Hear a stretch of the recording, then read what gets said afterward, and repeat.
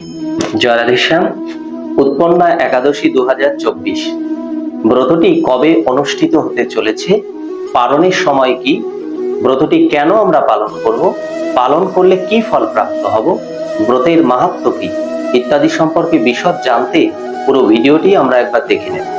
প্রাণপ্রিয় ভক্ত বন্ধুগণ, একাদশী অত্যন্ত তাৎপর্যপূর্ণ মাহাত্ম্যপূর্ণ ব্রত, কিন্তু উৎপন্না একাদশী আরো বেশি তাৎপর্যপূর্ণ, কারণ অঘ্রাণ মাসের কৃষ্ণপক্ষের এই একাদশী তিথিতে এক দিব্য কন্যারূপ ধরে স্বয়ং একাদশীর আবির্ভাব ঘটেছিল।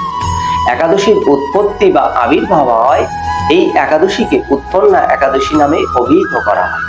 শুধু ভক্তগণ, এবছর অর্থাৎ 2024 সালে গোস্বামী মতে ব্রতটি অনুষ্ঠিত হতে চলেছে 10ই অগ্রহায়ণ 26শে নভেম্বর মঙ্গলবার, আর পালন হবে পরদিন অর্থাৎ বুধবার ভারতীয় সময় বেলা 10:28 পরে।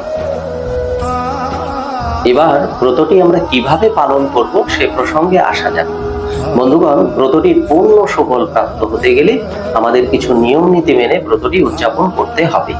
প্রথমত, ব্রতের পূর্ব দিন অর্থাৎ সোমবার ভোরে শয্যা ত্যাগ করে প্রাতঃ স্নান সেরে তিলক ধারণ করে তুলসী দেবীকে জলদান ও স্নান করিয়ে ঠাকুর ঘরে গিয়ে ঠাকুরকে জাগিয়ে ঠাকুরের সেবা পূজায় যুক্ত হবার পূর্বে শ্রী গুরুদেব ও শ্রী গোবিন্দের কাছে শুভ একাদশী ব্রতের সংকল্পের কথা নিবেদন করে প্রার্থনা করবেন, হে গুরুদেব, হে গোবিন্দ, আমি যেন আগামীকাল শুভ একাদশী ব্রত যথানিয়মে পালন করতে পারি এবং পরদিন অর্থাৎ বুধবার যথাসময়ে ভগবানকে অন্নভোগ লাগিয়ে সেই প্রসাদ দিয়ে পালন সুসম্পন্ন করতে পারি।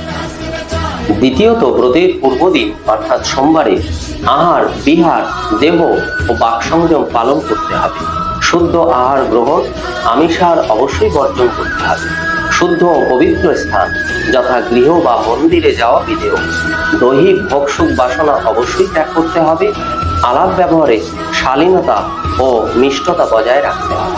তৃতীয়ত, ব্রতের দিনে ভোর 4টে শয্যা ত্যাগ করে প্রাতঃকৃত্য প্রাতঃস্নান সেরে তিলক ধারণ করে তুলসী সেবা করে ভগবানের শ্রীমন্দিরে গিয়ে ঠাকুর সেবায় অবশ্যই যুক্ত হতে হবে। ঠাকুরের স্নান পূজন সেবন ও আরতি নিবেদন অন্তে দীক্ষিত ভক্তরা অবশ্যই সকালের গুরুমন্ত্র ও গায়ত্রী মন্ত্র জপ করবে। ব্রতের দিন অর্থাৎ মঙ্গলবার দুপুরেও যথারীতি ঠাকুরের সেবা স্মরণ মনন বীজ ও গায়ত্রী মন্ত্র জপ করবে। আহার্য দ্রব্যরূপে শ্যামা সাগু সবজি বাদাম ফলমূল দুধ ও দুগ্ধ জাতীয় দ্রব্য যথা ছানা বা দই গ্রহণ করতে পারে। পঞ্চশস্য ও সরিষার তেল অবশ্যই বর্জন করবে। চতুর্থত, বিকালে গীতা বা ভাগবত কথা পঠন বা শ্রবণ করবেন। সম্ভব বা সুযোগ হলে অবশ্যই শুদ্ধ সাত্ত্বিক ভক্তদের সঙ্গ করবেন। পঞ্চমত, সন্ধ্যায় অবশ্যই হরিনাম সংকীর্তন সহযোগে ভগবানকে আরতি নিবেদন করবেন। ভগবানের সেবা স্মরণ মননে নিজেকে যুক্ত রাখবেন।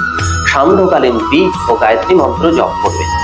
রাত 8টার মধ্যে ভগবানকে বিধিমতে নিবেদিত প্রসাদ গ্রহণ করে পুরো রাত জাগরণ সম্ভব না হলেও রাতের 1 প্রহর অর্থাৎ 3 ঘন্টা সময় মালায় হরিনাম মহামন্ত্র জপ করে শয়ন করবে।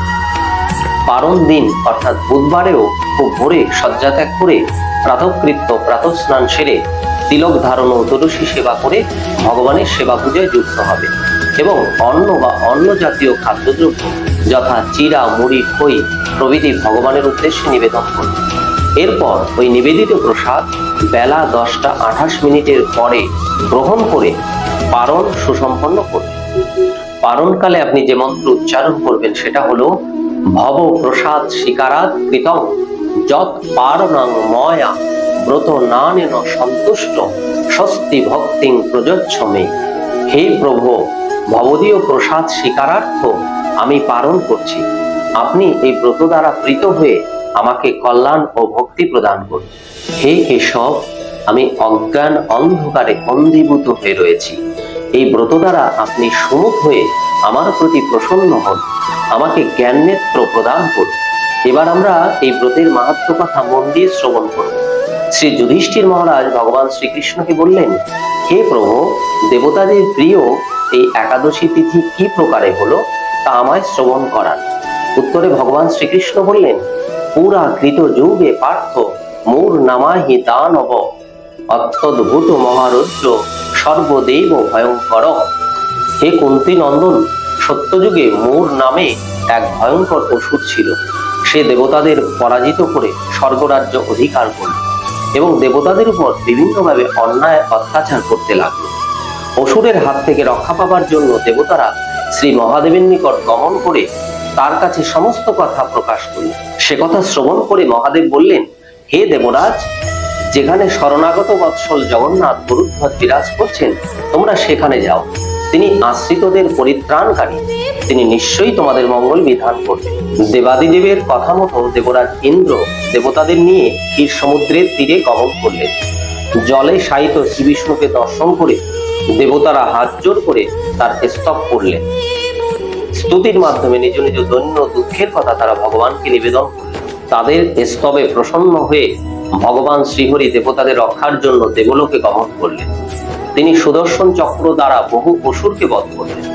সুদর্শন চক্রের ভয়ে মোরাদি অসুরগণ পলায়ন করলে তিনি বদ্রিকা আশ্রমে গমন করে সেখানে 86 মাইল বিস্তৃত ও একদ্বার বিশিষ্ট সিংহাবতী নামক গুহায় শয়ন করলেন। সুযোগ পেয়ে সেই মূর নামক অসুর ভগবান বিষ্ণুকে বধ করতে সেখানে গমন করলেন। এমত অবস্থায় শ্রীহরির শরীর হতে অস্ত্র শস্ত্র দ্বারা ভূষিত এক সুন্দরী কন্যার সৃষ্টি হয়। এই দিব্য তেজসম্পন্ন কন্যা মূর নামক অসুরের সঙ্গে যুদ্ধ করে অসুরকে বধ করেন। বিশ্রাম শেষে ভগবান বিষ্ণু অসুর নিধন কথা শ্রবণ করে অত্যন্ত প্রসন্ন হলেন এবং সেই দিব্য কন্যাকে বর দিতে ইচ্ছা করলেন। তখন সেই কন্যা বললেন, হে প্রভু, আমি সাক্ষাৎ একাদশী। আমার এই তিথিতে যে উপবাস করবে এবং আপনার চরণে ভক্তি রাখবে, সে যেন ধর্ম, অর্থ, এমনকি অচলা ভক্তি লাভ করে, এই প্রকার বর প্রদান। ভগবান শ্রীহরি তথাস্তু বলে তাকে সেই প্রকার বর প্রদান করলেন।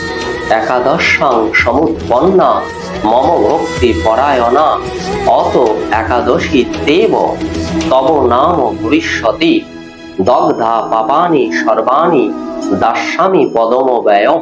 তুমি একাদশী তিথিতে উৎপন্না ও আমার ভক্তি পরায়ণা, অতএব তোমার একাদশী এই নাম হলো।